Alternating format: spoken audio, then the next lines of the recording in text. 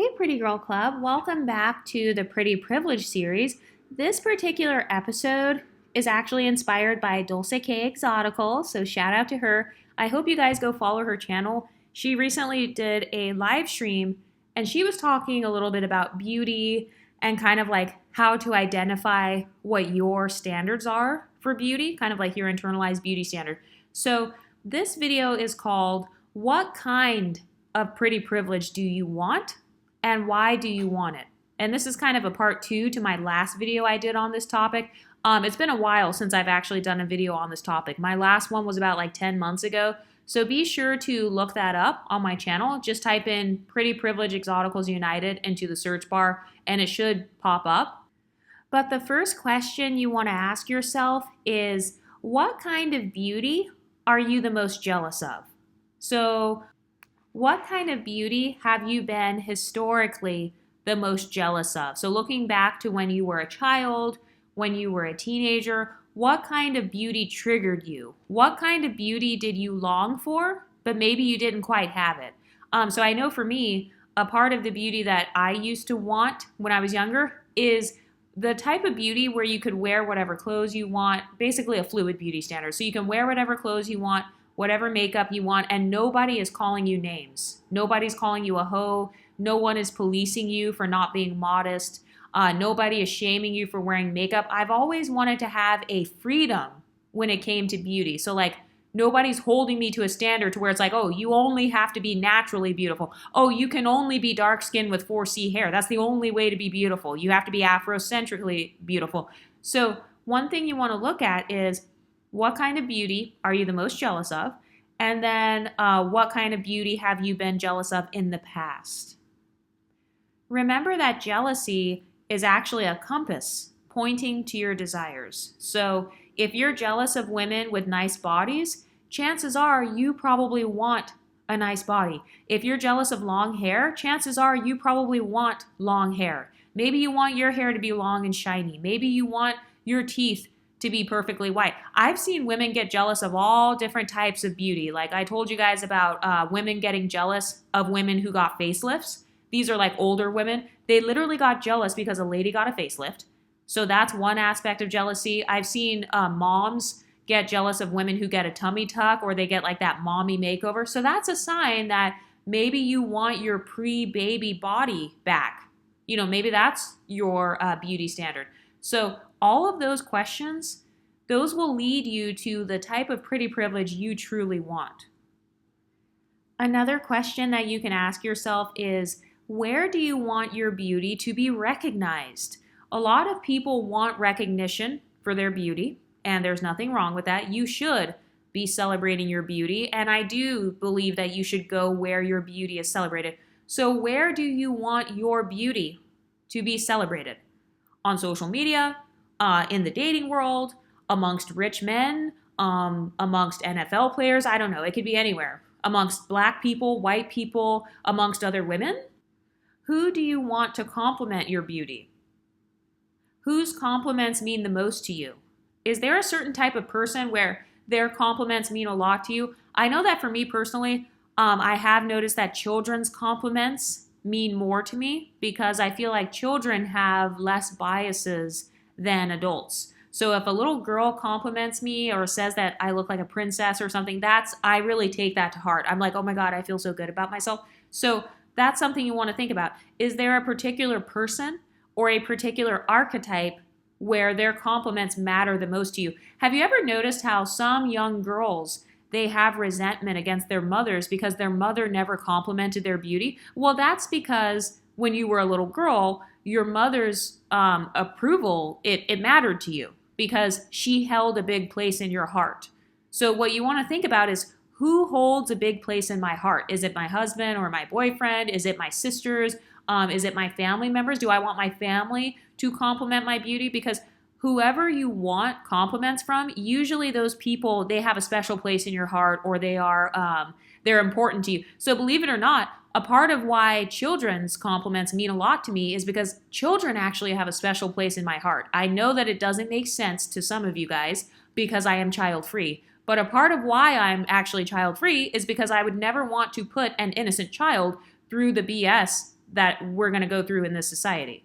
So that's actually a part of why I don't have children. It's because I value children enough to not put them through unnecessary suffering. But anyway, it makes sense that children's compliments would mean a lot to me because, there actually is an emotional connection that I feel to children. So whoever you want to receive compliments from, those are people who you value emotionally. So if it's men, you want compliments from white men. Okay, so you value white men emotionally. Indian men, okay, you value Indian men emotionally. MLS men, you value them emotionally. And there is no wrong answer, but it's really important though to be able to answer that within yourself. You don't have to tell anybody because it's nobody's business. So I would say keep all of this a secret, by the way. So don't tell anybody, but just figure out like, okay, who do I want to compliment my beauty? Whose compliments would mean the most to me? Number 3, what are you seeking to gain from your beauty? Do you want attention? Do you want social advantages? There is no wrong answer, but first of all, human beings want attention. So for the people who try to come on this channel and demonize attention, every human being wants attention. You want attention at your job. You want attention from your loved ones. So there's actually nothing wrong with wanting attention. But when it comes to the pretty privilege conversation, that is something you want to ask yourself. Do you want attention for your beauty or not? Because some women, they're actually scared of their own beauty because they're afraid of attention. So you want to figure out like, okay, am I afraid of getting attention for my looks? Or, do I want attention for my looks? Am I ready for that spotlight that comes with being the pretty girl? What are you seeking to gain from your beauty? Do you want the halo effect? So the halo effect is like, how people stereotype pretty people as being capable, confident, having a lot of dating options. So there are actually positive stereotypes that go along with being pretty. I know that that's one of the things I enjoy about pretty privilege. I enjoy the halo effect. So I enjoy the social power, actually. That's really the main thing that I like about beauty. I like the social power that comes with beauty. I'm an ENTJ, so I'm very aware of my strengths and weaknesses. So one of the weaknesses of my personality type is that my personality type seeks power. And so my healthy way of seeking power is by just being beautiful. That's a good, healthy form of social power. I don't have to dominate others. I don't have to try to control others. Nobody else is involved in my beauty process except me.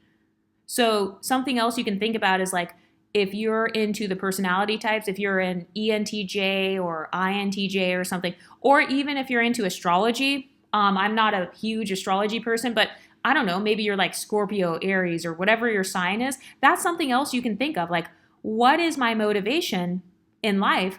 And how can my beauty help me get there? Or how can I use my beauty as a healthy outlet? Because for me, my beauty, it's a healthy form of control. So instead of me using my ENTJ controlling qualities to try to domineer others, I use it towards myself. I try to control my own weight, control my own business. I have my business where I'm the boss of it. I get to be as controlling as I want with my YouTube channel. I can block people if I want. I can call people out if I want. I can dominate if I want. So that's something else you can do is you can actually use your beauty as a healthy outlet for your personality type. If you're a creative person or if you are an experimental person, you can use your beauty as a form of experimenting. You can use your beauty as a form of exploration. So that's something else that you can think about. But what are you seeking to gain from your beauty? Do you want feminine privilege?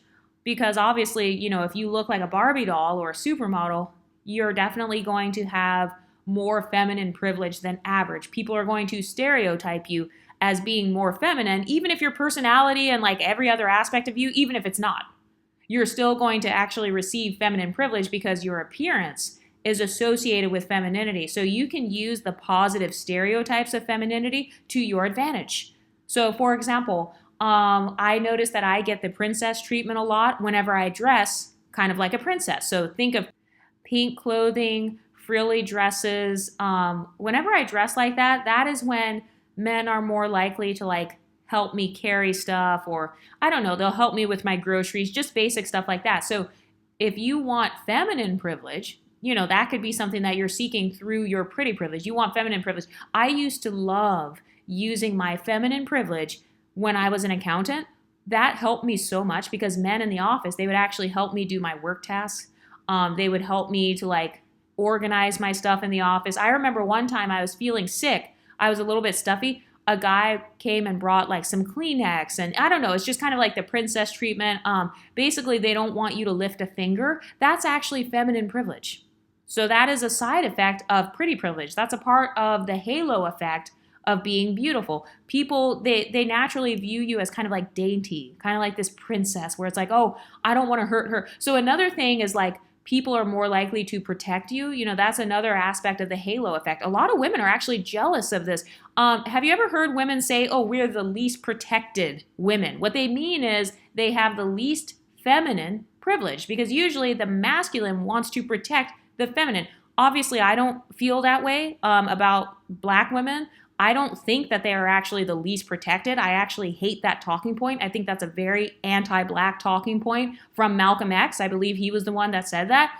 But if a woman believes that she's the least protected, well, she's basically admitting that she believes that she has the least access to feminine privilege. So for some of you guys, that's something to think about as well. Like, are you going to use your pretty privilege to increase your feminine privilege and to be associated with femininity because maybe you enjoy being protected? I've noticed that I've always attracted protective people, just in general. My friends are protective over me. My family members have always been protective. Men who have tried to come in my life have always been protective of me. Even here on YouTube, I noticed that some of you guys, like if someone attacks me, some of you guys will come in and like kind of almost defend the exotical space or defend me. And I think part of that comes from feminine privilege. And so one aspect of feminine privilege is that you collaborate with other women. So you don't have this masculine competitive type of mode with other women. Being hyper competitive, that's extremely masculine. Wanting to punch other women and fight other women and pull their hair and cut their hair off or stab them in the face, that's toxic masculine behavior, actually. So if you think about feminine privilege, usually these are women who not only do they benefit from the feminine stereotypes, but they also tend to get along really well with other women. And this is why other women will come in and protect them. And I know I'm like this too with my friends. Like if people talk shit about my friends, or even on YouTube, if I see a lot of people talking shit about a certain creator that I support, I'm going to come in and I'm going to be protective over that creator. So you can see this dynamic online. You can see it in the workplace. Have you ever noticed that some women, they actually get mad because they'll be like, everybody's on her side. You guys are just taking her side because she's pretty. You're taking her side because she's skinny or because she's light-skinned or because she has long, pretty hair. Whatever it is about that woman, usually they're actually talking about feminine privilege. That is actually the halo effect that is tied to that woman's beauty. So that's something that you can think about. You know, what are you looking for when it comes to your pretty privilege? Do you want feminine privilege? Do you want more career opportunities? Because there are some careers where they specifically go out of their way to hire attractive women. I'm thinking of reality TV shows, modeling, acting, bartending, real estate, even being a receptionist. There are so many jobs I can think of. Being a hostess at a fancy restaurant. There are so many different jobs I can think of where they have a favor for women who are considered pretty. Being a makeup artist, that helps. If you're pretty and then you do a really good job at makeup, that definitely can help you. So are you looking for career opportunities with your beauty? Because all of this analyzing that we're doing right now, it's going to help you develop your pretty privilege strategy. It's going to help you develop your beauty hobbies and your beauty routine because you have a goal in mind, like, hey, I want to be a model. So, that's the type of pretty privilege I should be going for, is the model version of pretty privilege, which is different than the stripper version of pretty privilege. You know what I mean? So there's not just one form of pretty privilege. Pretty privilege is not a monolith. Beauty is not a monolith, and here on the Exoticals United channel, we do not believe in beauty hierarchies. So I don't put natural beauty on a pedestal. I don't put dark-skinned Black beauty on a pedestal. I've noticed those are two popular ones here on YouTube. I'm not participating in that because not only is that unrealistic, but it's promoting a supremacy mindset that I strongly disagree with, and also the world disagrees with that as well. Not everybody has the same internalized beauty standard. There's a reason why they say beauty is in the eye of the beholder. So you are the beholder. You're the one who's beholding yourself in the mirror every day. You're the one who is beholding your own life. You're the one who is taking in these opportunities or missing out on opportunities because of your appearance. So don't let other people try to dictate what your beauty standard should be. I do not believe that there is a right or wrong beauty standard. And I don't like when people try to guilt you when it comes to that, because what they're doing is they want you to agree with their beauty standard because they have groupthink. So they want you to have this Afrocentric beauty standard, or they want you to believe the white beauty standard, or the body positivity beauty standard, kind of this bigger beauty standard. A lot of people, they try to call me fat phobic because I don't put the bigger obese beauty standard above the skinny beauty standard. So one thing that can actually protect your self-esteem is to get out of hierarchy thinking when it comes to pretty privilege. And also, I recommend keeping your pretty privilege and your internalized beauty standard, keep it a secret, because it's nobody's business anyway. And also, I've never met two people with the exact same beauty standard. So unfortunately, some women, they're insecure about their own beauty. And so if you think that something is beautiful and it doesn't look like her, she's going to get mad. Because I've noticed that, like for myself, I've noticed that whenever I say, oh, I think it's cute to be skinny or something, usually there's going to be a big girl somewhere who gets mad. Or if I say that it looks pretty to look young, there's going to be an older woman somewhere who gets pissed off. So I recommend not telling other people, especially people you're not close to, don't tell them your internalized beauty standard. And definitely don't tell them your beauty hobbies or beauty strategy. That is sacred. I actually believe that beauty is sacred. I actually believe that beauty is connected to spirituality. I know that I don't really consider myself to be the most spiritual person, but I feel like if the spirit realm is real, my beauty is connected to it.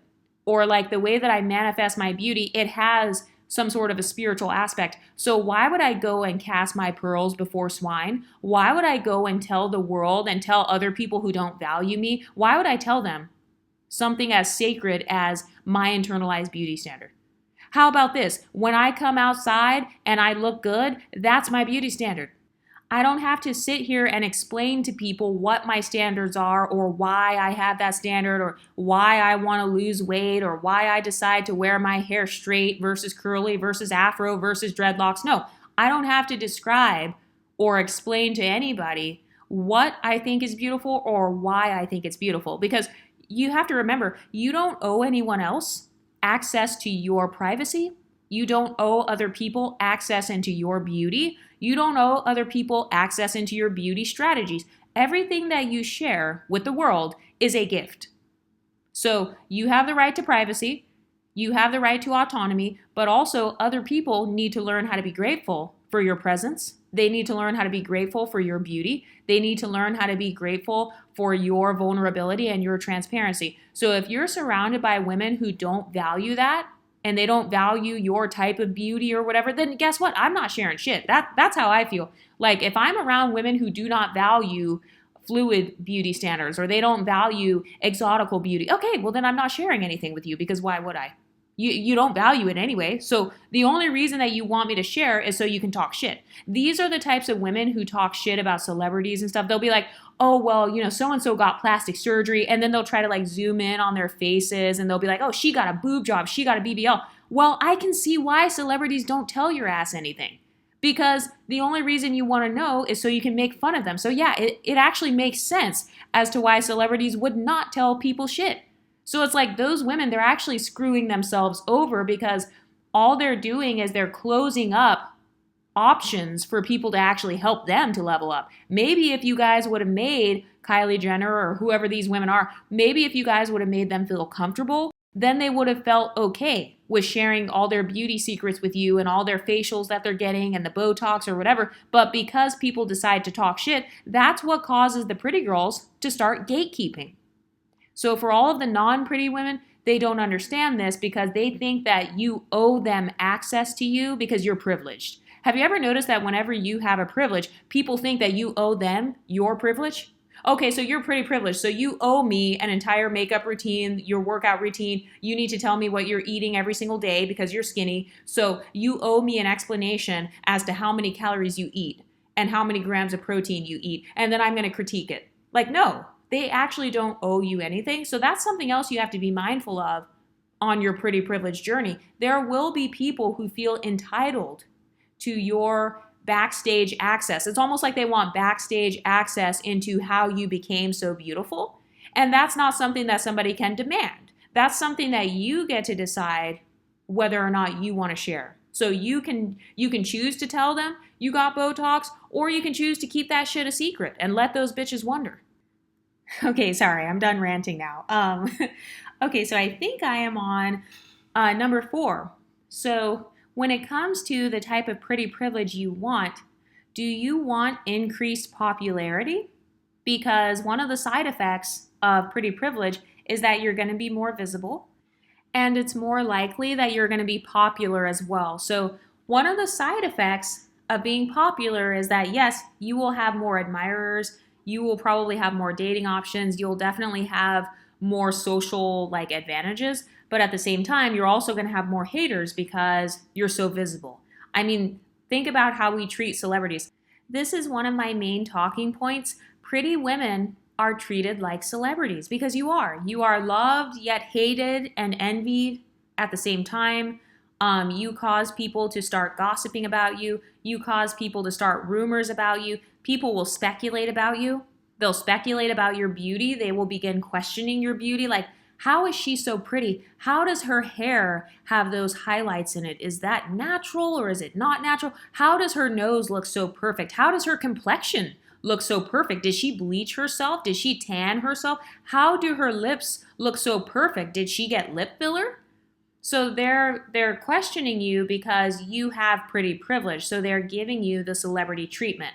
And another thing people will do too is, they're going to try to humble you. So that's another side effect of being the popular girl. If you're pretty, guess what? You're going to be popular whether you like it or not. So this is why people get mad when they say, oh, you don't speak to nobody. You didn't say hi to me. You just walked past me. Well, they're saying that because your validation as the pretty girl is worth more because you're popular. So have you ever noticed that when you're a little kid, the popular girl or the popular boy, his validation means more?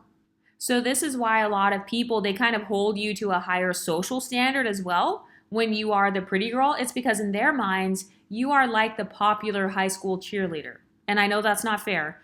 But yeah, that's going to be a thing. But also, that's a part of your social power. So you actually get to decide how you want to use that social power. This is why some people call pretty girls mean girls. It's because mean girls have more social power. So if a pretty girl insults you, that shit hits different. It hits different when there's a beautiful woman telling you that you're ugly. It hits different when there's a supermodel telling you that you're mediocre or that you really are at the bottom. It hits different. It's more insulting. This is why a lot of people get mad at the exotical space, because a lot of the exoticals, we are pretty privileged. We identify as being beautiful. And so for some women who don't feel beautiful, it hits different hearing us. Hearing these talking points coming from us, it's more offensive to them because they feel like, how dare you be pretty and know you're pretty and then have the audacity to psychoanalyze someone who's not pretty? How dare you do that?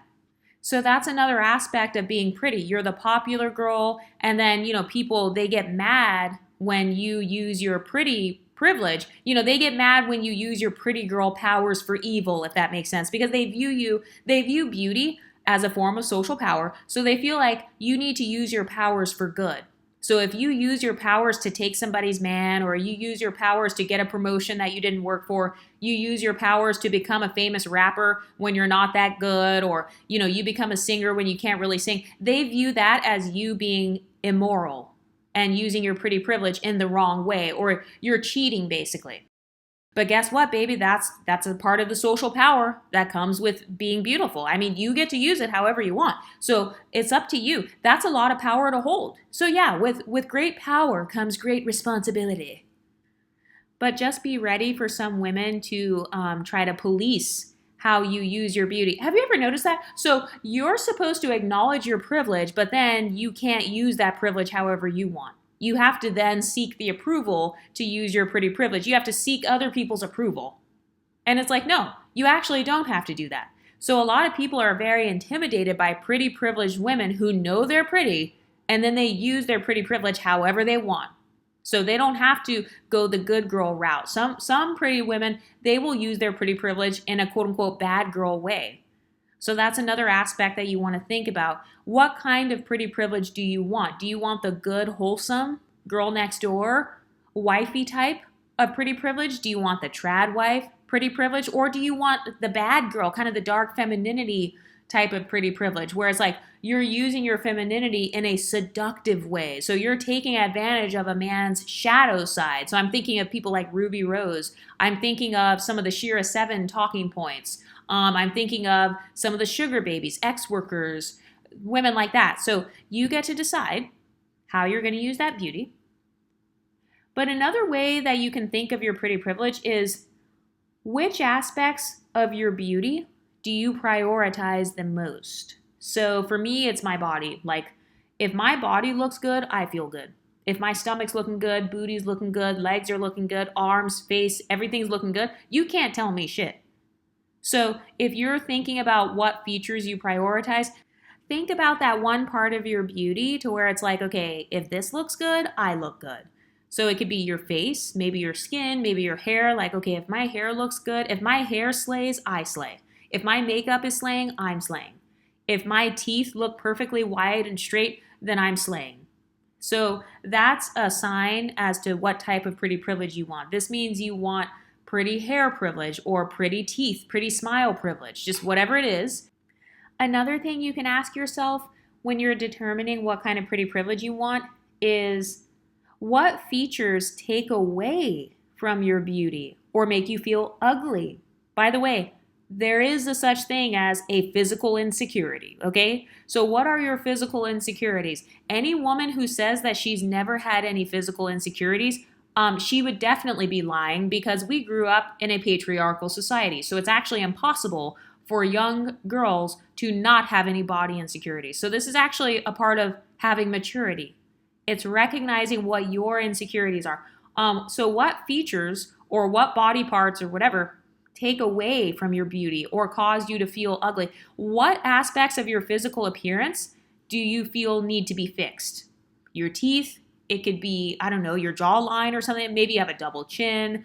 I'm just trying to name some common ones. It could be like acne or something. Just anything that makes you feel ugly or something that makes you feel like it's taking away from your beauty. It could be cellulite, stretch marks, I don't know, those bumps that people get after shaving. And for those of you who say things like, oh, well, you should just love yourself. Two things can be true at the same time, okay? You can love yourself and still improve yourself. So those people who say, oh, well, if you modify your body, you don't love yourself, that's actually false. And if you don't believe me, all you have to do is Google it.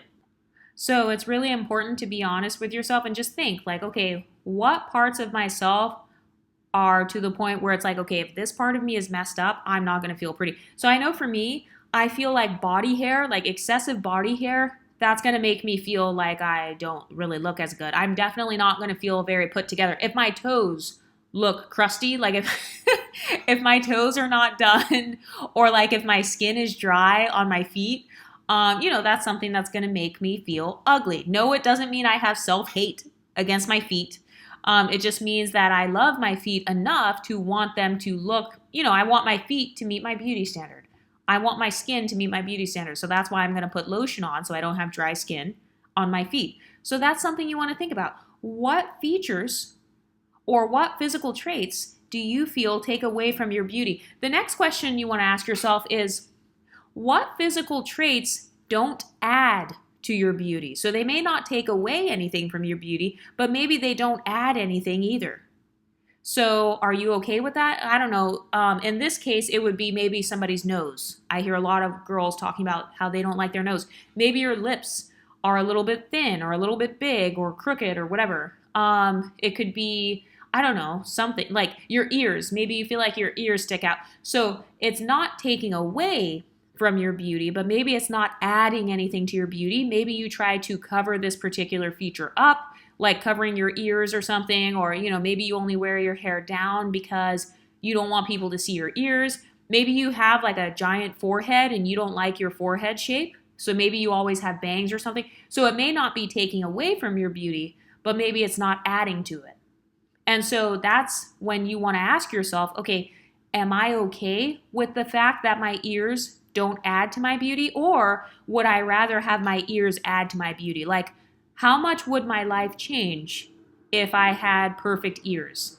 How much would my life change if I were to physically change this feature about myself? Do I feel like I would have more privilege? Do I feel like I would stay the same?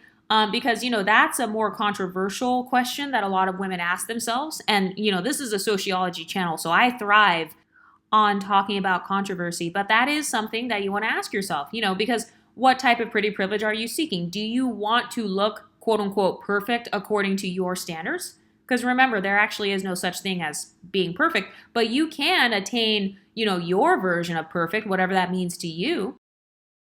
Let's say you feel like there's a certain feature where it's not adding to you, but it's not taking away from you. So if you were to change that feature and now it's adding to your beauty, would that make a big difference in your everyday life? Would you suddenly feel more confident and now you can go after a new career opportunity or something? So what doors would potentially be opened if you were to change that particular feature? So for example, one thing I've asked myself about this is when it comes to facelifts, like as I get old, you know how when you get old, your face sags down, like when you're 80 years old, it sags down. So I thought about this. So having a saggy face, it doesn't necessarily, I don't think it would make me feel like, oh my God, I look ugly. But at the same time, it also wouldn't make me feel like it's adding to my appearance. I personally don't feel like jowls add to my appearance. And so then I had to ask myself, okay, well, do I think my life would change if I had never had jowls? So if I'm 50 and I have no jowls and I got a mid facelift, do I feel like my everyday life would change? For me personally, the answer is yes. So I feel like younger people or women who look more youthful, so middle age and below, like you look middle aged or below, I do feel like those women, they do receive more visibility in their everyday life. So for example, a lot of older women, I've seen older women and bigger women get ignored. I've seen them get mistreated. I've seen them be falsely accused or negatively stereotyped. So for me, I feel like when I'm old, having a facelift, if I ever need one, I do think that would affect my everyday life in a positive way. So for me, that's going to be worth it. So that's when I decided, okay, when I get old, if my face ever sags down a lot, I'm going to probably get a facelift. And I don't feel guilty about it or anything like that because it's something that I've actually thought about. And I don't care what other people think, but that's something else you have to ask yourself too. When it comes to your pretty privilege journey, do you care what others think about your pretty privilege? If so, whose opinion do you care about? Do you care about what the Black community thinks of your pretty privilege? Do you care about what church men think about your pretty privilege? Do you care about what your parents think about your pretty privilege? Because that's very important to think about as well. Because if your parents, for example, if they have the ability to determine how pretty you are, that means that whenever they start talking shit, you have to stop doing what you're doing.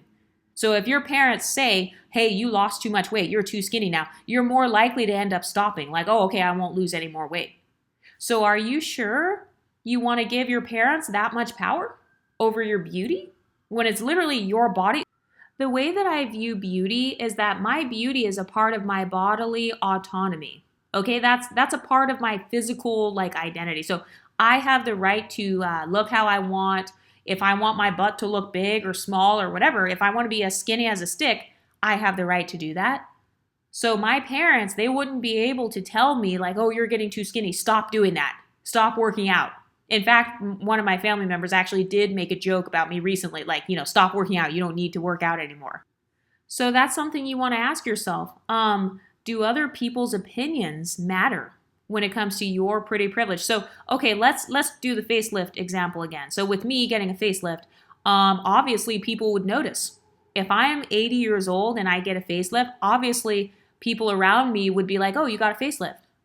Okay, but I don't care. There are some women who do care though, and they would feel ashamed. They feel shame about getting a facelift, or they feel shame about wanting to be skinny. So do you feel any shame around your pretty privileged desires?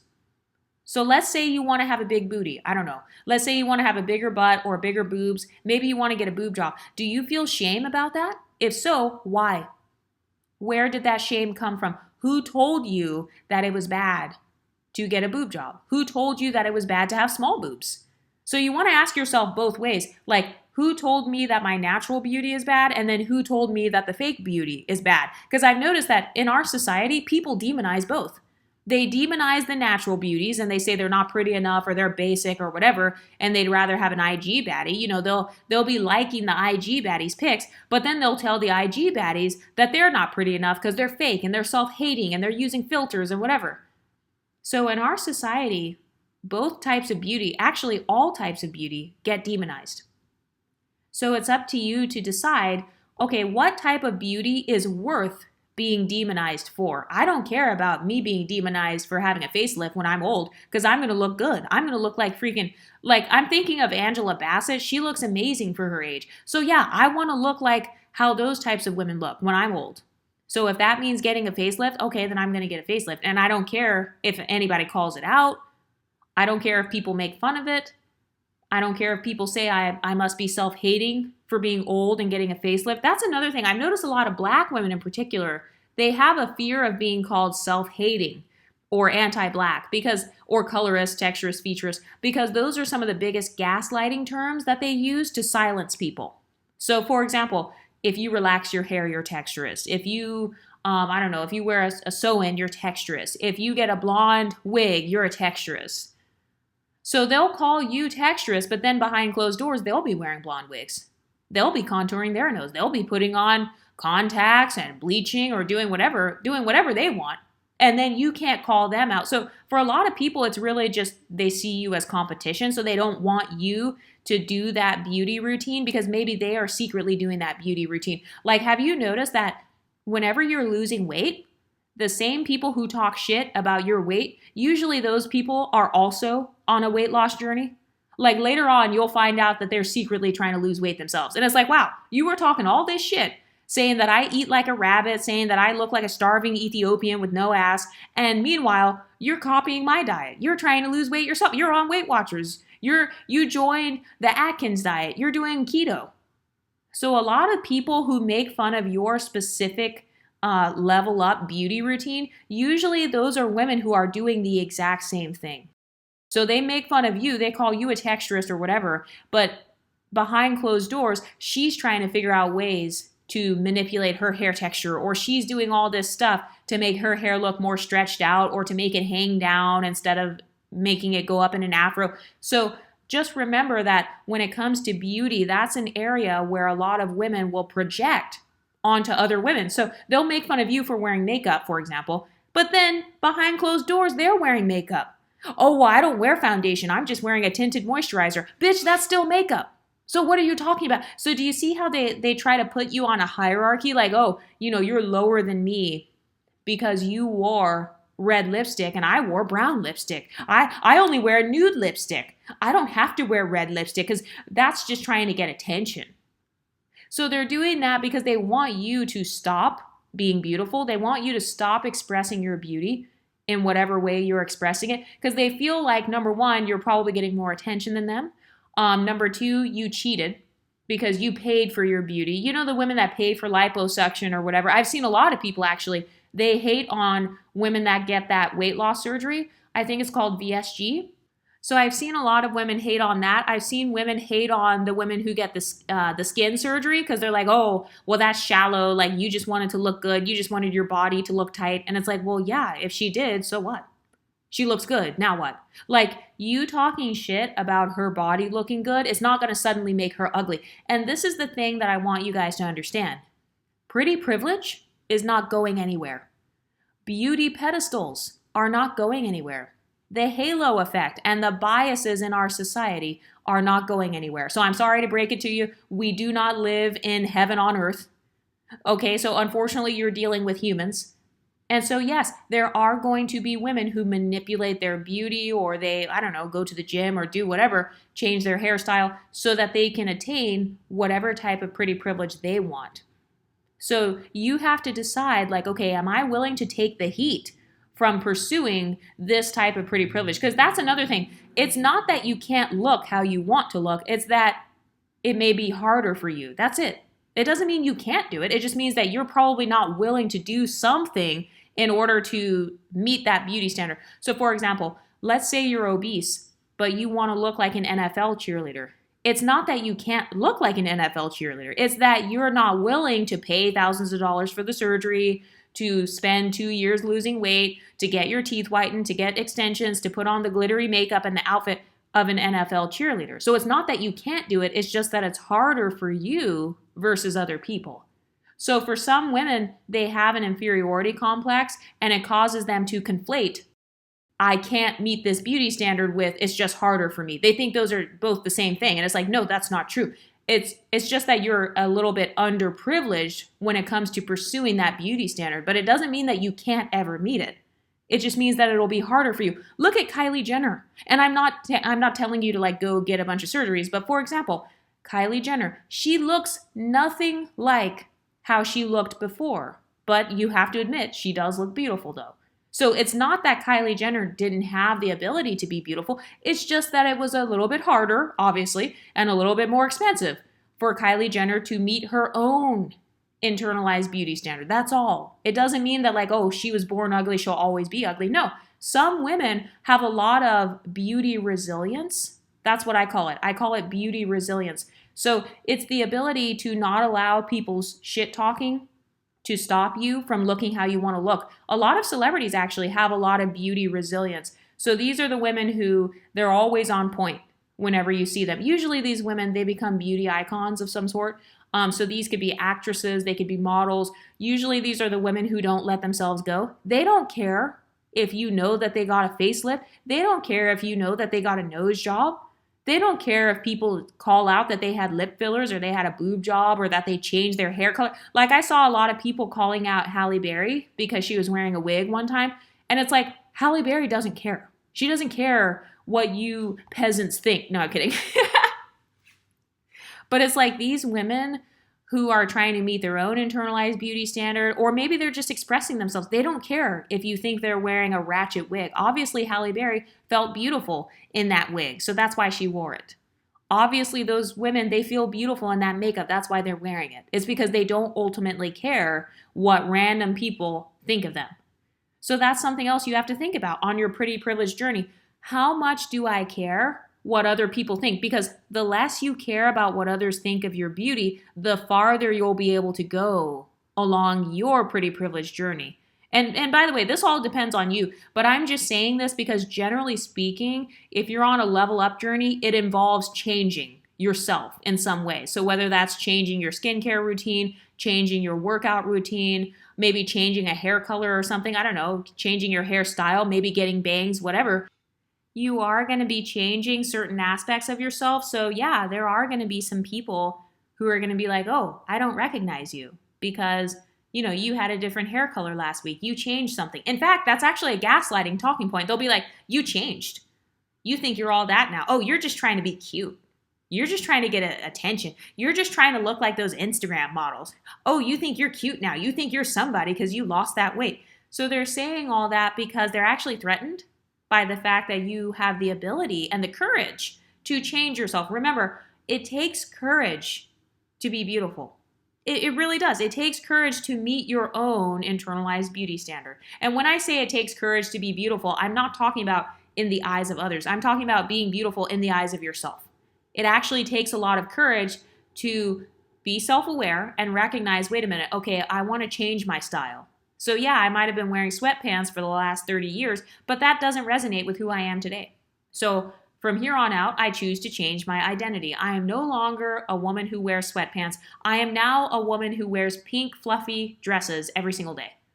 That takes courage to do that because other people, they're going to try to bring up your old identity. They want you to identify with the leveled down version of yourself. That's why they keep reminding you of who you were. They keep on trying to pull up pictures of you when you were bigger. They keep trying to remind you of when you used to have braces and glasses and all that. It's because they're hoping that deep down inside you still feel like that woman.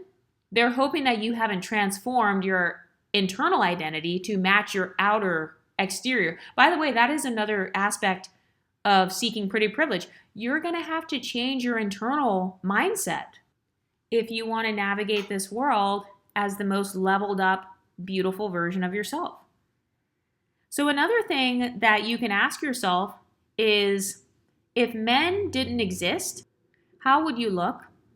How would you dress? If men didn't exist in this world, how would you look? And that was when I realized that the princess aesthetic and kind of the Barbie aesthetic is a part of my internal beauty standard, because some of the princess clothes, they're not necessarily appealing to the male gaze. When I think about the male gaze, I'm thinking of tighter outfits, kind of sexier looking outfits. But when it comes to princess outfits, sometimes it's very frilly and very loose, and like there are flowers and like puffy sleeves and stuff. So that's a question to ask yourself. If men didn't exist, how would you look? Would you even care about your looks if men didn't exist? Because if you wouldn't care about your looks, that means you have a male-centered version of beauty. Okay, so one's not better than the other, but this is more of a decentering men channel, so I may not be able to cater to your male-centered desires. So I'm just letting you know. But another thing you can ask yourself is, if beauty standards didn't exist, how would you look? If beauty trends didn't exist, how would you look? If you were living on an island where you were never exposed to social media, Hollywood, or anything like that, how would you look? Because that'll give you a clue as to where your beauty standards came from. If your answer is you would look ugly, then that means that your beauty standard actually is based on Hollywood, social media, I don't know, the fashion industry. And that's a part of my beauty standard as well. So, and I have no problem saying it. Another question that you can ask yourself is, what ethnicity of women do you think are the most beautiful? Okay, there is no wrong answer, but that's something to ask yourself. Do you want to look like those women? Do you want to look like XYZ ethnicity? Do you think that all the ethnicities are pretty? Is there one ethnicity that you think is the ugliest? Do not answer these questions out loud, by the way.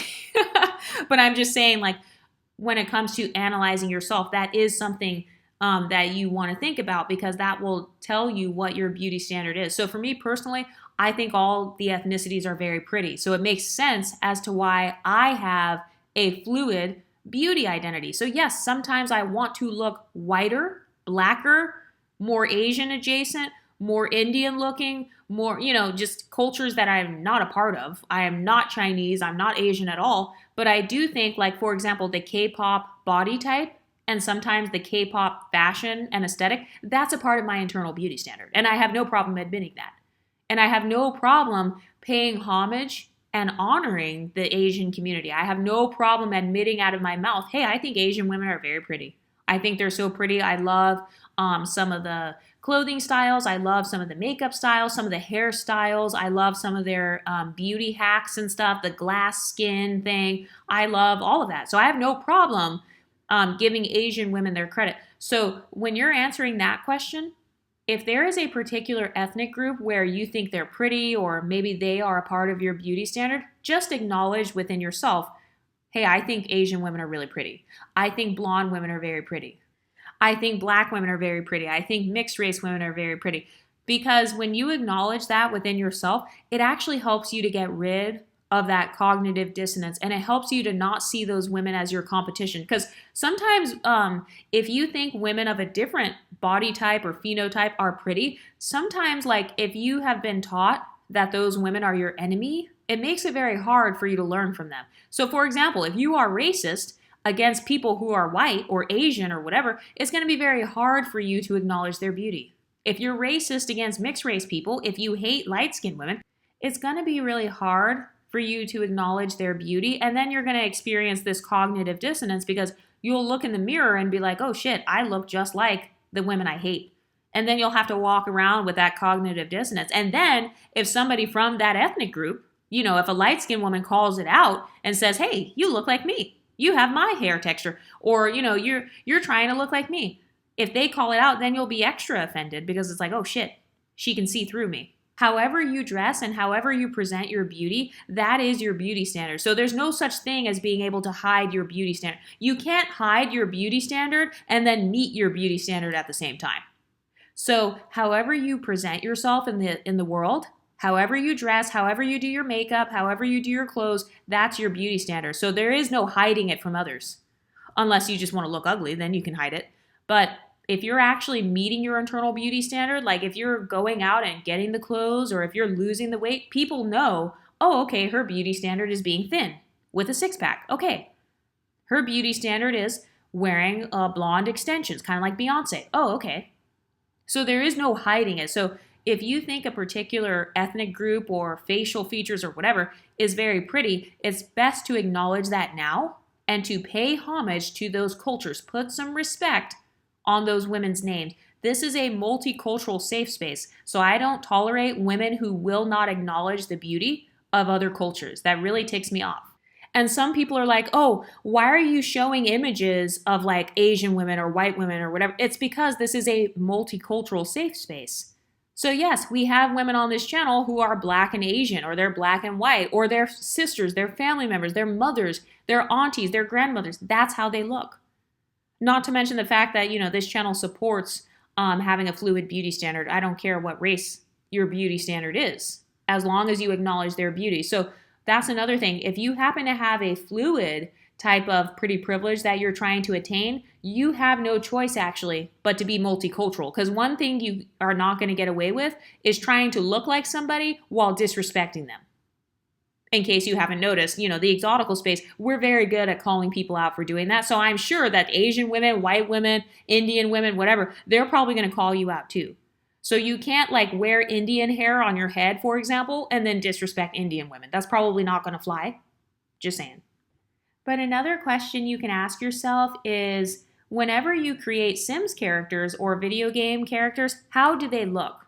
So do you remember like the Barbie video games and stuff, or like just any video game where you can create an avatar? So when you create like your emoji on your iPhone and stuff, how do you make yourself look? That's your beauty standard. Number 11, is your beauty tied to your ego? What does the word ego even mean to you? So when I think of an ego, so I don't necessarily view the ego as bad actually, but I think of an ego as kind of like how I see myself, kind of like my self-image, my identity, or how I'm perceived in the world. I feel like the ego is tied to things like social status. So is your beauty intertwined with your ego? For me, it is, and I have no problem admitting it, okay? So that means that beauty is actually important to me. It doesn't mean that it's all I revolve my life around, obviously, because if it really was, then I wouldn't even have a YouTube channel. I would be out doing makeup right now. But I will say that, yeah, it does, it is a part of me. So it is an important aspect of my identity. If you were not beautiful, how would you react? Like if you were ugly, if all of your beauty was gone tomorrow, would you be sad? Or would you just not care? Like, oh, who cares? How much of your identity and self-esteem is determined by your beauty? Do you identify as beautiful, or are you trying to build up to that identity? If so, when did you begin identifying as beautiful? Are you someone who identified as ugly your whole life, or average, and now you kind of want to transition? You want to transition into identifying as beautiful. You want to transition into identifying as a pretty girl. There is no wrong answer, but that's something you want to think about too, because that's going to help you. Because have you ever been around pretty women where they're actually pretty on the outside, but on the inside they act ugly? Well, it's because they never transitioned their identity. So their self-esteem, their confidence, their social strategy does not match their appearance. This is why you've got the quote-unquote preference to baby mama pipeline. This is why you've got women who are pretty and then they ruin their careers. They basically don't live up to their potential. It's because they never transitioned their identity. So they're an ugly girl on the inside, or they identify as being ugly. They identify with their insecurities. And so they're not able to build a social strategy, even if they are pretty on the outside. I see a lot of unambiguous black women like this, where they may be pretty actually on the outside, and they may be a pretty unambiguous woman, but they don't see their own beauty, or maybe they didn't meet their own internal beauty standard. So for example, just because you think someone's pretty, it doesn't mean that she thinks she's pretty. So just because I might think some dark-skinned black woman is pretty, that doesn't mean that she feels that way about herself. So she may behave in a way that shows that she has low self-esteem or something. So that's something to think about. How much of your identity and self-esteem is determined by your beauty? And how would you react if your beauty was gone? How would you react if nobody else saw you as beautiful? So if you spent all this time meeting your own internalized beauty standard and then everybody else still thought you were ugly, I've seen that happen before as well. Then how would you respond? Would you be happy? Like I've seen some girls, they'll be like, oh, I lost all this weight. I grew out my 4C hair and like I still don't get any attention. In fact, I can't remember that content creator's name. She's the obese girl that does the body positivity. According to herself, she meets her own internal beauty standard. So, if that's what she says, I have to take her word for it. So she talks about how she meets her internal beauty standard, but how the world around her does not treat her as beautiful. So that's when you need to be honest and have some self-reflection and say, okay, do I want the world to think I'm beautiful? Because whatever you're complaining about, that means you want to change something. So if you're mad that the world doesn't think you're beautiful, if you're mad that you're not beautiful in the eyes of the male gaze, that means that you care about the male gaze. Like for me personally, I have no problem admitting that a part of my beauty standard has to do with the male gaze. And that's because a part of my beauty standard is social media, Hollywood, so those things are obviously influenced by the male gaze. Men created social media, men created Hollywood. So how could I not be influenced by the male gaze? So that's why I say that having honesty within yourself, it's going to help you to actually achieve your pretty privilege goals. Anyway, what do you ladies think? Let me know in the comment section and I'll talk to you next time. Stay pretty, ladies.